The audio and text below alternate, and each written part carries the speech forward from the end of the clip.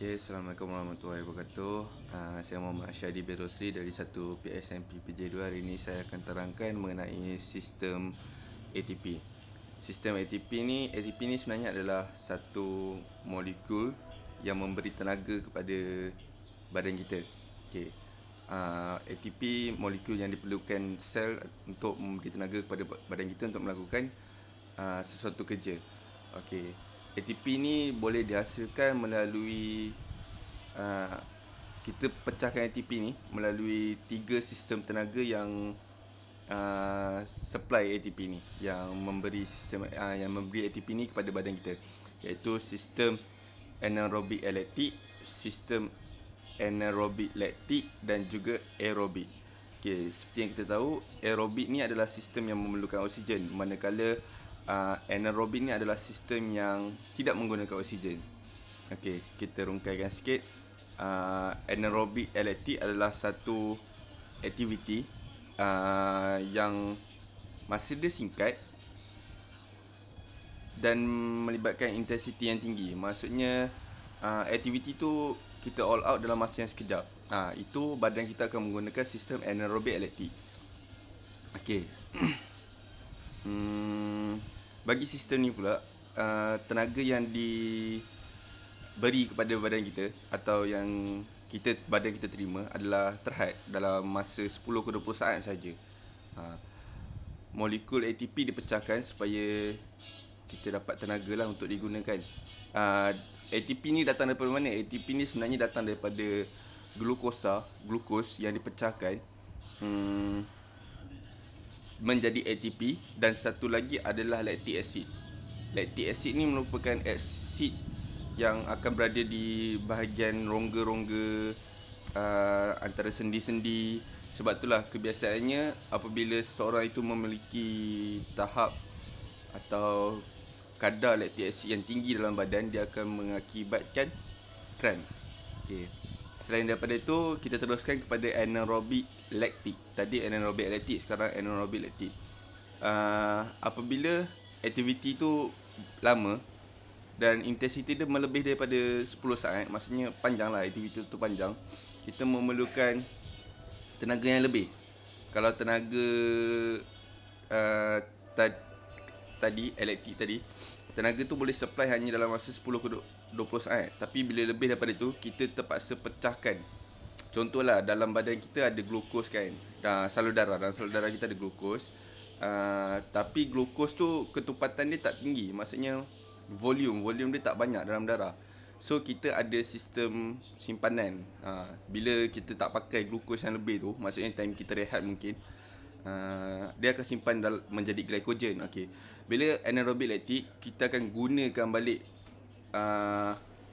glycogen tadi yang tersimpan dalam,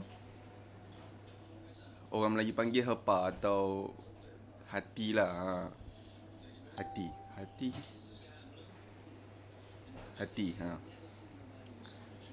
Untuk sistem aerobik pula, intensity aktiviti paling penting lah.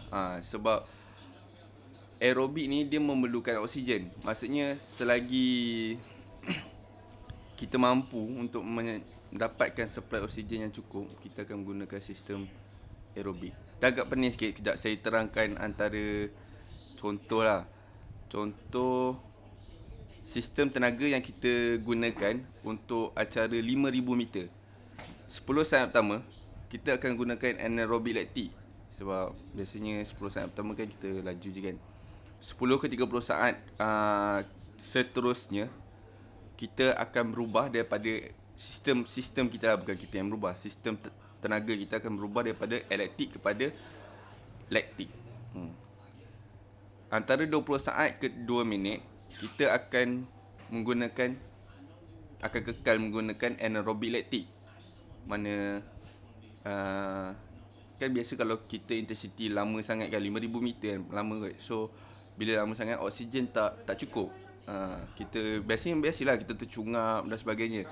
Tapi untuk kekalkan kita melakukan aktiviti tu, kita mampu melakukan aktiviti tu kerana badan kita ada sistem yang mampu menghasilkan tenaga tanpa menggunakan oksigen.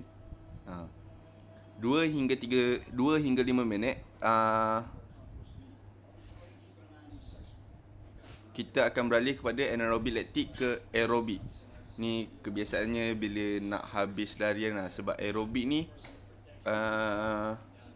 sistem yang menggunakan oksigen. Maksudnya badan kita mula dapat balik oksigen. Kan biasa lepas kita habis lakukan larian, kita akan tercungap. Kalau dari segi konsep biologi, kita panggil dia sebagai oxygen debt. Macam saya terangkan tadi, ATP ni datang hasil pemecahan glukosa.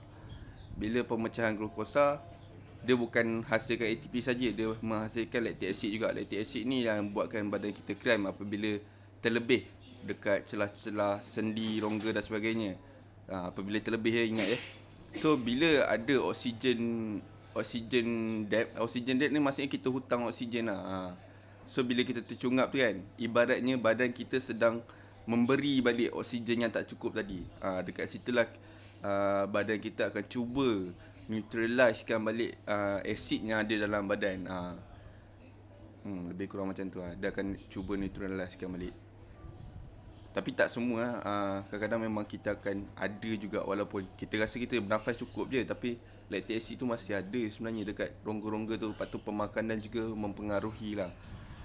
Sekian saja untuk sistem tenaga ATP.